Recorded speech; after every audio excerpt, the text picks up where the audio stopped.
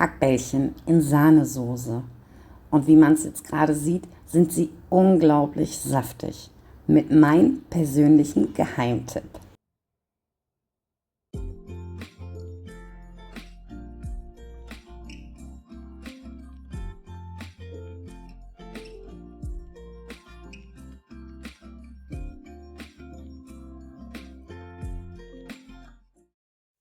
Im ersten Schritt benötigst du einen Topf mit Wasser.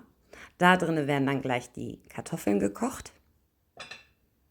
Das Ganze wird dann auf den Herd gestellt.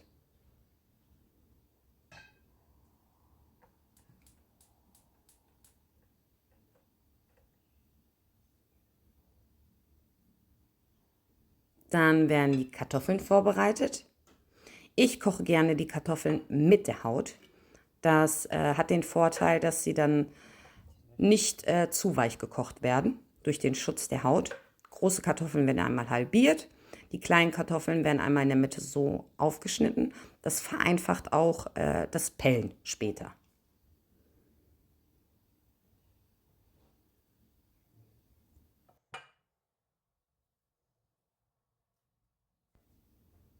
Wenn das dann erledigt ist, kommt das Hackfleisch gleich zum Einsatz. Du benötigst natürlich Hackfleisch, Paniermehl, Natron, das macht das Fleisch sehr, sehr weich, die Stärke zum Binden.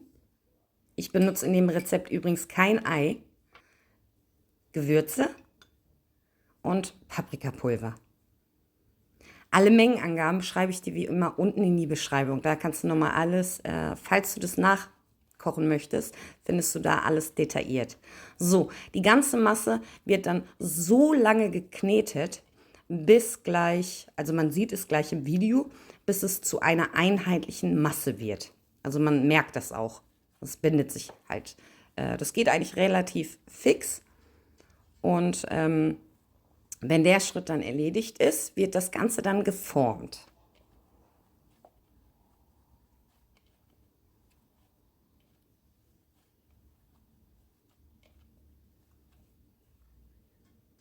Und so schaut das Ganze aus. So muss es aussehen.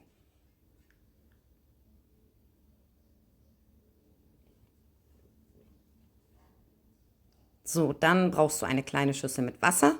Das vereinfacht das Formen übrigens. Ich mache das dann so, dass ich immer eine kleine Masse in die Faust nehme und das dann jeweils rausdrücke. Und dann werden daraus Kugeln geformt. Das geht auch ganz, ganz schnell, nimmt gar nicht viel Zeit in Anspruch. Dadurch, dass man bei dem Rezept kein Ei benutzt, also man sieht es auch, also die Bindung ist auch viel, viel besser, weil ja auch kaum Flüssigkeit noch zusätzlich der Masse hinzugegeben wird. Und durch das Natron werden die Hackbällchen bekommen, also das ist unglaublich, die werden richtig schön saftig und trocknen nicht aus, wie es normalerweise immer ist. So forme ich das Ganze. Drück immer so ein bisschen aus der Faust raus.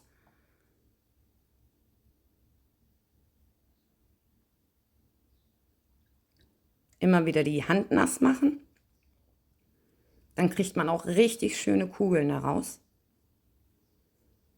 Also hier bestimmt ihr, wie groß ihr das gerne haben wollt. Also die Größe ist für mich ideal. Da kommt auch ordentlich was raus.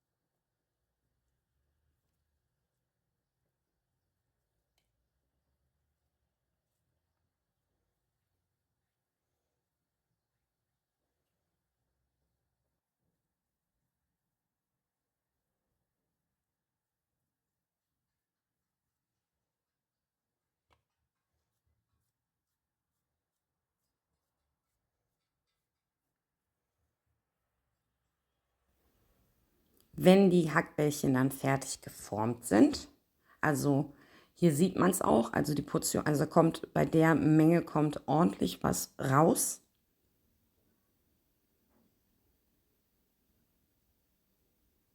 Das Ganze muss auch wirklich so in der Hand gedreht werden, damit man das auch so richtig gut hinbekommt.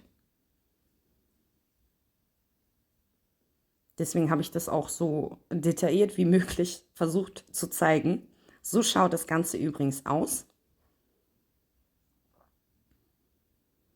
Im nächsten Schritt brauchst du eine Pfanne. Da kommt dann ungefähr 1 Esslöffel Butter hinzu. Also hier könnte man auch normales Öl benutzen, Sonnenblumenöl, Rapsöl. Aber die Butter, die bringt nochmal so einen extra guten Geschmack hinzu. Daher empfehlenswert, Butter zu benutzen.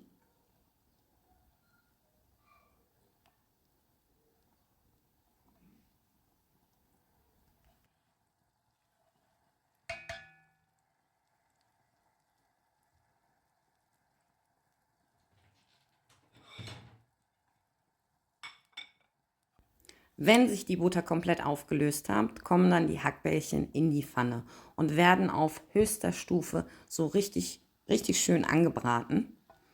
Und das hat den Vorteil, dass halt noch dieses fleischige Aroma, sagt man dazu, glaube ich. Ich komme jetzt gerade nicht drauf, aber das bringt nochmal extra Geschmack. Daher richtig schön anbraten. Also verbrennen sollen sie natürlich nicht. Nur diese richtig schöne bräunliche Farbe sollen sie bekommen. Daher kurz richtig schön anbraten.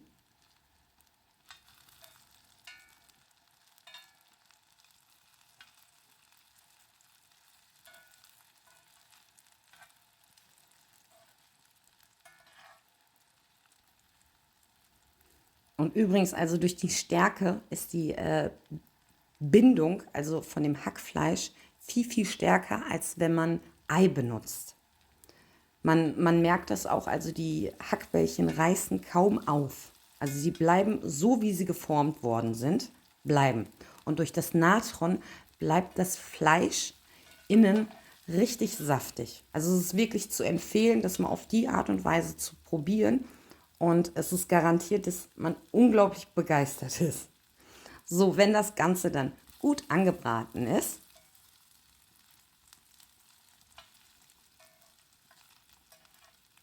das dauert natürlich einen kleinen Augenblick,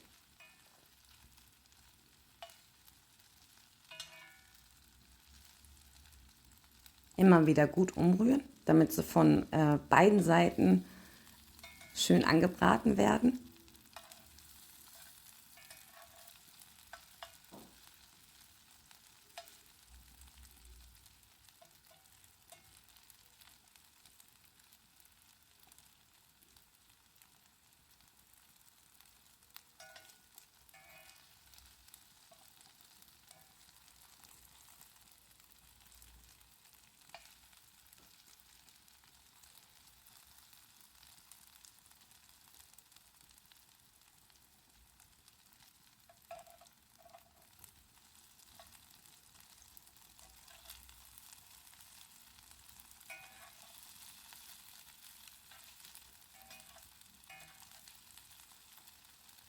Man sieht auch jetzt schön, was für eine bräunliche Farbe das Ganze bekommt.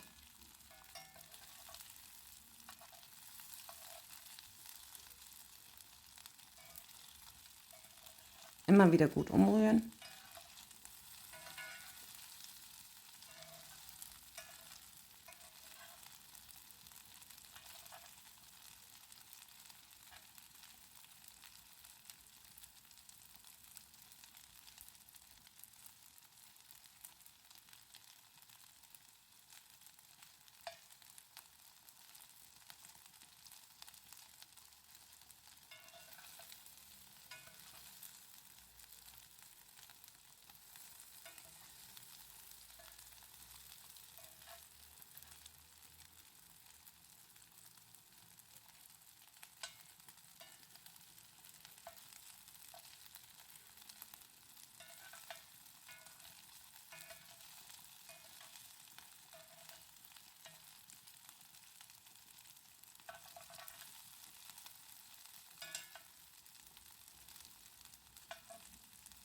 Und so schaut das Ganze aus. Also so muss es ausschauen. Man erkennt es leider nicht so gut in der Kamera. Wenn das dann erledigt ist, kommt dann, also wird der Herd auf mittlerer Stufe gestellt. Dann kommt die Gemüsebrühe zum Einsatz.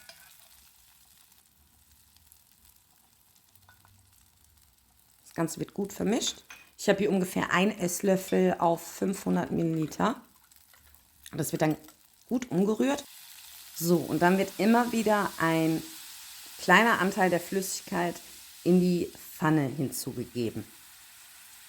So, das hat den Vorteil, dass man diesen kompletten Fleischgeschmack aus dem Bällchen rausbekommt und die Soße wird geschmacklich richtig gut. Also immer wieder einen kleinen Teil hinzufügen, das Ganze reduzieren und dann kommt wieder ein kleiner Teil hinzu. Man merkt auch jetzt gleich, wenn dir das auffällt, die Soße, also diese Flüssigkeit, wird immer dunkler. Und geschmacklich wird es wirklich richtig gut. Und falls dir das Video bis hierhin gefallen hat, dann vergiss nicht, einen Daumen nach oben dazulassen. Und falls du neu auf meinem Kanal bist und dir gefallen die Rezepte, dann auch gerne ein Abo. So.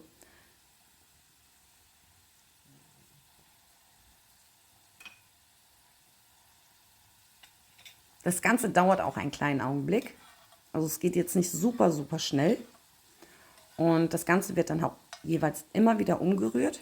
Da soll ja auch nichts kleben, also es soll nicht verbrennen. Daher immer am Herd bleiben.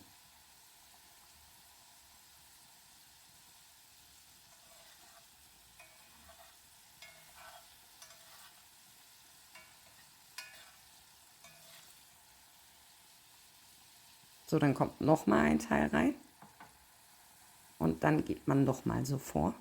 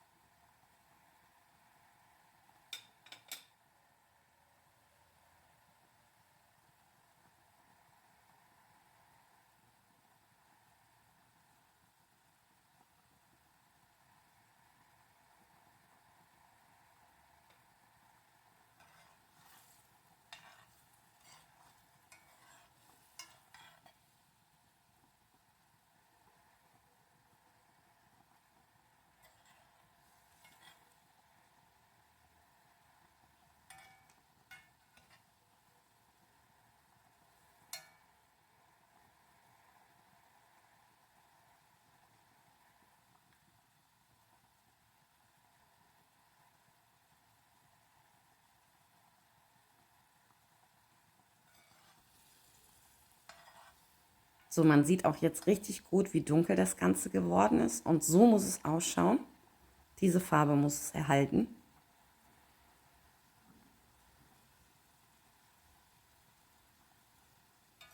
Man könnte natürlich auch dazu diesen Rinderfond benutzen.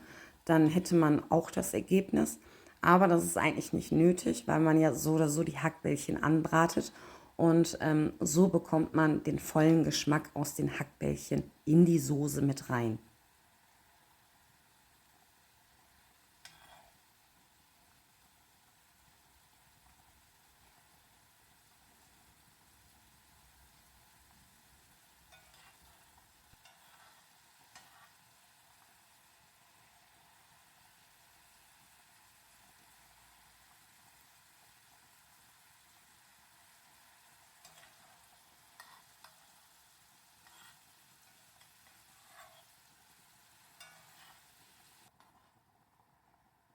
So, wenn das Ganze dann gut reduziert wurde auf die Hälfte ungefähr, kommt dann gleich die Sahne zum Einsatz.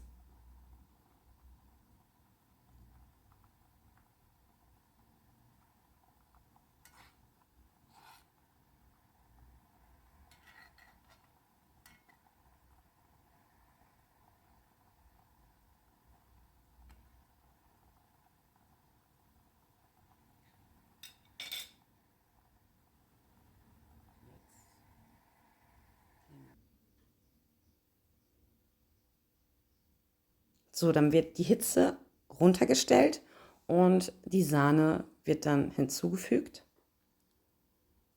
Und man merkt, das Ganze hat schon eine richtig schöne Farbe bekommen. Das Ganze wird dann gut umgerührt und nochmal kurz aufgekocht. Und hier ist die Soße schon, wenn man das Ganze kurz aufkocht, bekommt das Ganze schon was sehr Cremiges.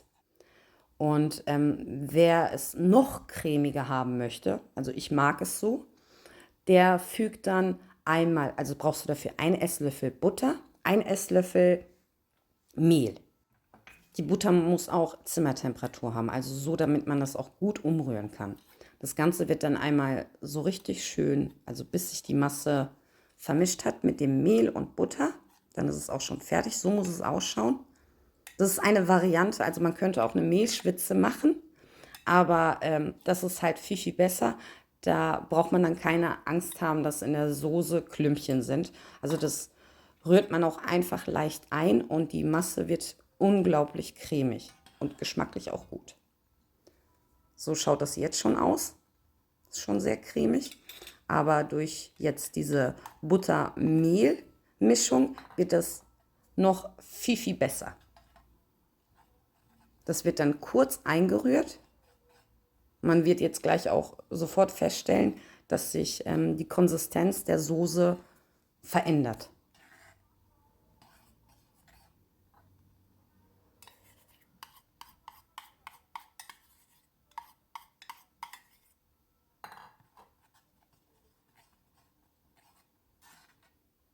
Und so schaut das Ganze aus.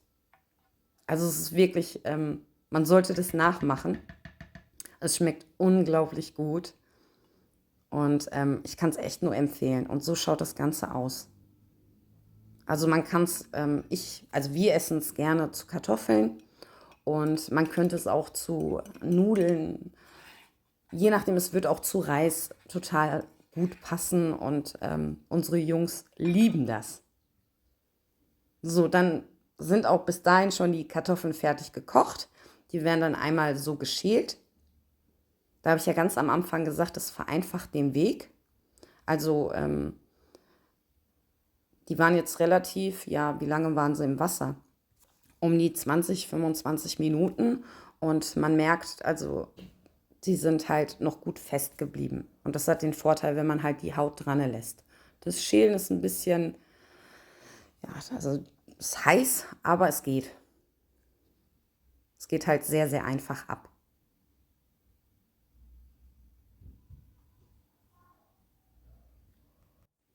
So, und wenn das dann erledigt ist, kann man dann auch das Ganze gleich servieren. Ich habe in diesem Video, also es geht ein bisschen länger als meine anderen Videos. Das liegt daran, dass ich das echt detailliert euch zeigen wollte, wie das funktioniert, auf was man zu beachten hat und wie man es machen sollte, um wirklich dieses unglaubliche Ergebnis auch zu Hause zu bekommen. So schaut das Ganze übrigens aus. Und hier nochmal ein kleiner Einblick, wie das innen ausschaut. Und man sieht es wirklich auch jetzt gerade. Sie sind wirklich unglaublich saftig von innen. Und falls dir das Video gefallen hat, dann lass mir einen Daumen da. Falls du neu bist auf meinem Kanal, gerne ein Abo, was mir natürlich sehr helfen würde. Und bis zum nächsten Mal. Und vielen Dank fürs Zuschauen.